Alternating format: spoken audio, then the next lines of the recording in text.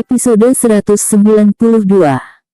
Dengan kurungan tertutup oleh kain panjang dan tebal, Liha merasakan tubuhnya ikut terangkat bersama sel ini. Bukan terangkat, tapi didorong seperti di atas kereta. Liha tidak tahu takdir apa lagi yang akan membawanya kali ini. Samar-samar perempuan yang sudah tidak lagi berhijab ini mendengar suara-suara seperti berdengung sekitarnya. Seperti banyak orang, namun Liha tidak bisa melihat apa yang sedang terjadi di balik penutup sel ini. Liha hanya menekuk tubuhnya dengan lutut rapat-rapat. Tidak ada yang bisa dijadikan penutup kepala. Liha sudah pasrah, namun bibirnya terus berkomat-kamit menyebut asma Allah SWT. Tiba-tiba terdengar suara kencang memekakkan telinga. Suara seorang pria dengan pengeras suara dalam bahasa Inggris sehingga Liha bisa mengerti apa yang dikatakan pria tersebut. Selamat datang di tempat luar biasa yang hanya terjadi 1 bulan sekali ini. Tempat pelelangan bukan sembarang melelang. Tempat pelelangan paling terbesar dan hanya orang-orang tertentu yang memiliki akses untuk berada di sini. Desir jantung Liha berdetak kencang, tubuhnya gemetaran mendengar kata lelang. Dia akan menjadi tontonan yang mungkin terdiri dari puluhan pasang mata. Andaikan bunuh diri bukanlah dosa besar, Liha sudah melakukannya sejak jilbabnya terlepas paksa oleh 2 orang pria menyeramkan tadi.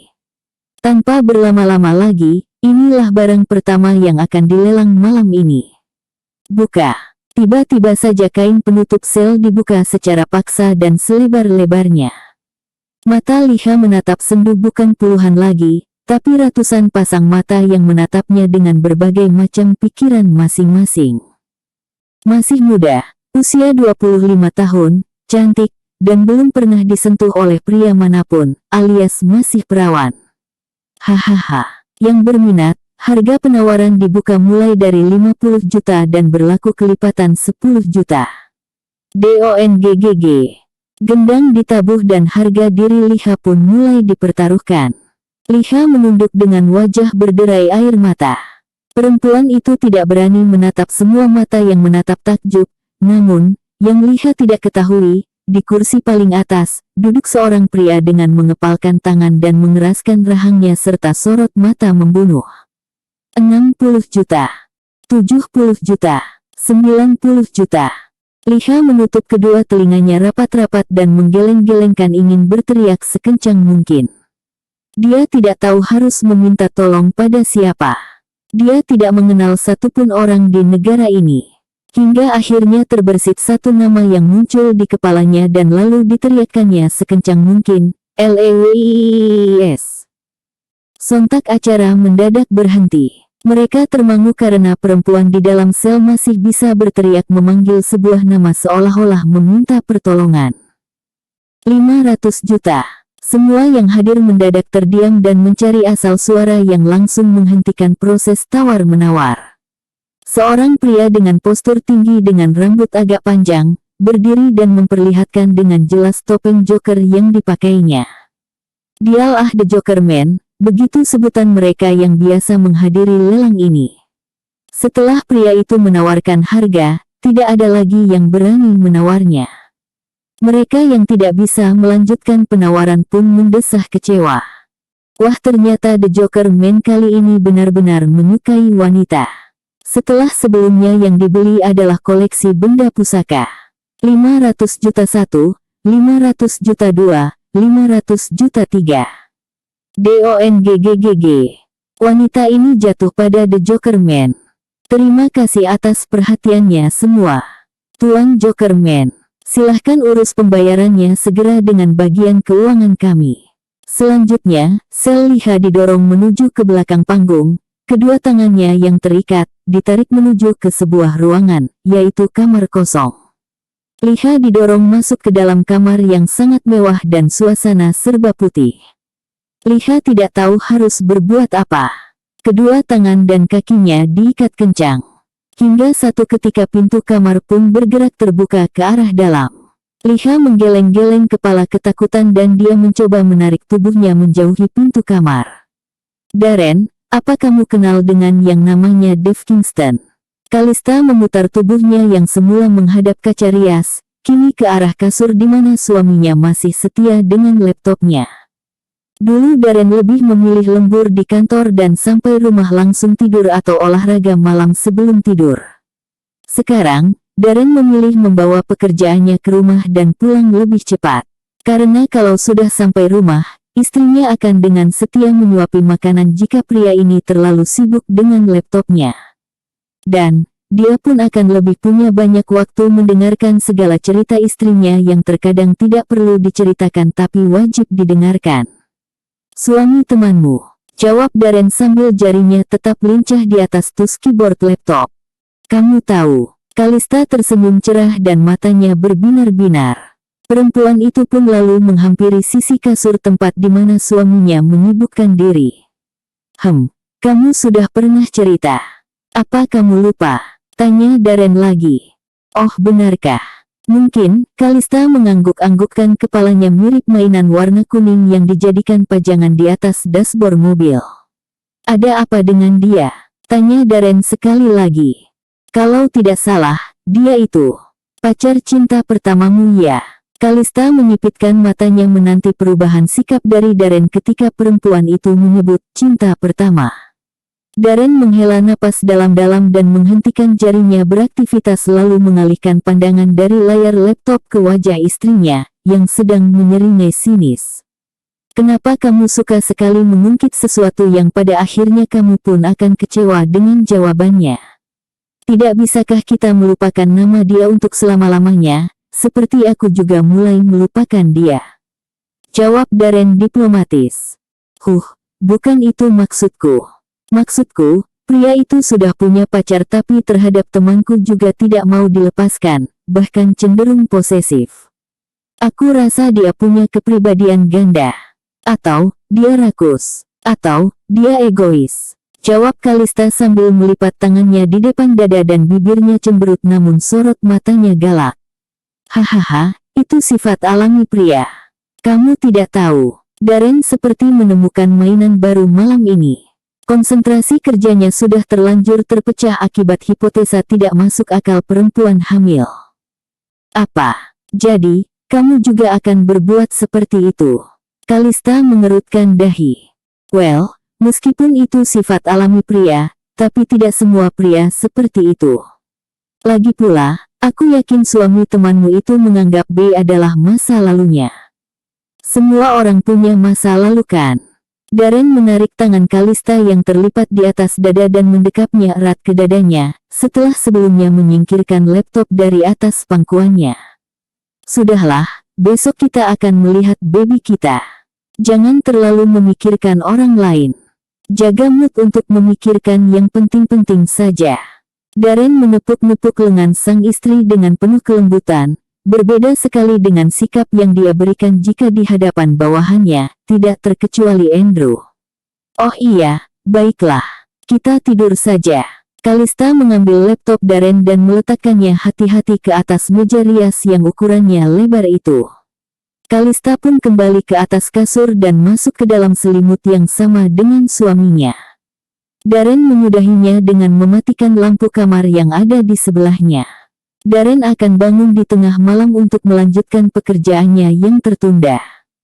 Episode 193. Kalista pun kembali ke atas kasur dan masuk ke dalam selimut yang sama dengan suaminya. Darren menyudahinya dengan mematikan lampu kamar yang ada di sebelahnya. Sepasang suami istri itu pun menikmati malam yang dingin dengan tidur berpelukan. Dan, untuk kesekian kalinya, Darren akan bangun di tengah malam untuk melanjutkan pekerjaannya yang tertunda. Hingga satu ketika pintu kamar pun bergerak terbuka ke arah dalam. Liha menggeleng-geleng kepala ketakutan. Jangan, dekati aku, tolong, kasihanilah aku. Sesosok pria berpostur tinggi dengan pakaian serba hitam dan topeng Joker menghiasi wajahnya. Topeng yang menampakkan wajah gembira namun dibalut dengan riasan badut itu tampak menyeramkan oleh sebagian orang, namun oleh sebagian orang lain dianggap menghibur. Pria bertopeng Joker itu berjalan perlahan dengan langkah kaki elegannya mendekati Liha yang penampilannya sangat menyedihkan, sedang duduk terseok-seok berusaha menjauhi pria yang berjalan mendekatinya karena kedua tangan dan kakinya diikat. Air mata sudah membanjiri pipi perempuan malang yang sudah tidak mengenakan hijabnya itu. Pria itu berjongkok mendekati Liha dan meraih dagu lalu mengangkatnya. Jarak antara wajah Joker dan Liha hanya berjarak 10 senti saja.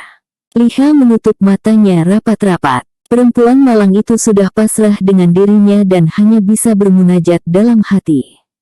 Liha, ini aku Louis. Kamu sudah bebas. Seketika mata Liha terbuka lebar-lebar. Namun, yang dilihat di hadapannya masih seseorang dengan topeng menyeramkan itu. Apakah tadi dia sedang berhalusinasi? Ataukah, pria di hadapannya ini adalah benar Louis? Siapa kamu? Hanya dua kata yang bisa diucapkan Liha. Pria itu pun membuka topengnya perlahan-lahan dan tampaklah sosok seorang pria yang Liha teriakkan namanya di atas panggung beberapa saat yang lalu. Anda, Tuan Louis. Liha tersenyum menangis mendapati dirinya akhirnya bisa bertemu lagi dengan orang yang mempekerjakannya dan membawanya ke Italia. Liha, berpura-puralah kita tidak saling mengenal. Di sini adalah penginapan khusus mereka yang sudah dibeli dengan pembelinya masing-masing. Meskipun uang sudah di tangan mereka dan kamu sudah sah menjadi milikku, tapi mereka harus memastikan kalau para pembelinya tidak akan mengancam kelangsungan bisnis mereka. Ujar Louis dengan suara berbisik pelan. Jadi, apa yang harus aku lakukan? Balas Liha dengan intonasi yang sama pelannya. Supirku sudah menunggu di bawah untuk membawa kita keluar dari sini. Tapi, ada beberapa prosedur yang sedang diurus. Sambil menunggu, aku ingin kamu bekerja sama denganku.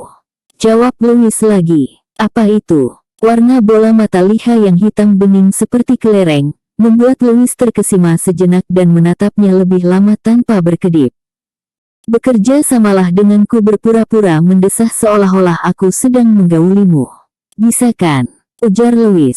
Bola mata Liha melebar mendengar ucapan yang sangat kurang ajar itu. Apa? Anda bilang apa? Kenapa? Aku harus berbuat seperti itu. Sudah hilang hijabnya, dan kini harga dirinya pun akan hilang dengan Anda jangan mengada-ada. Liha menundukkan wajahnya, melepas cengkeraman tangan Louis di dagunya. Seperti yang aku bilang, ini untuk menghilangkan keraguan mereka dan agar kita bisa keluar dari tempat ini sekarang juga. Ornak orang mereka masih berdiri di luar pintu menguping apa yang sedang kita lakukan di dalam. Susah sekali menjelaskan hal seperti ini kepada Liha yang sedang kacau balau hatinya. Namun, hanya ini salah satu cara agar mereka bisa segera kembali ke apartemen. Baiklah, aku tidak mau berlama-lama di sini. Jawab Liha dengan lirih pada akhirnya. Bagus. Aku akan lepaskan ikatanmu dan ikuti apa yang aku akan lakukan. Jangan pernah menolakku dan menyebut namaku sebenarnya nanti.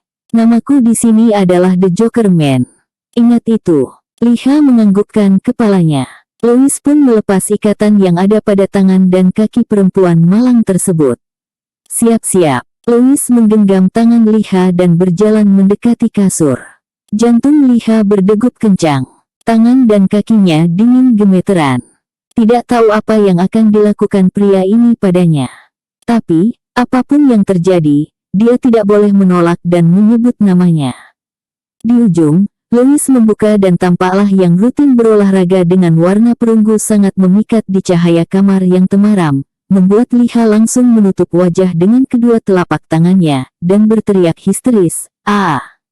Bukan teriakan dibuat-buat tapi teriakan sesungguhnya karena Liha tidak pernah melihat dada polos Louis sebelumnya di depan matanya. Dengan perlahan, Louis menarik pinggang Liha lebih mendekat padanya. "Showtime," bisik Louis di telinga gadis yang tidak mengerti apa yang pria ini akan lakukan.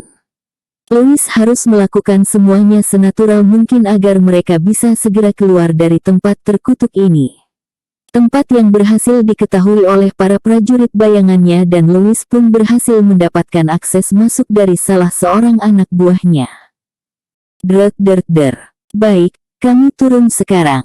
Louis menerima telepon yang dipastikan dari temannya. Ayo kita keluar dari tempat ini.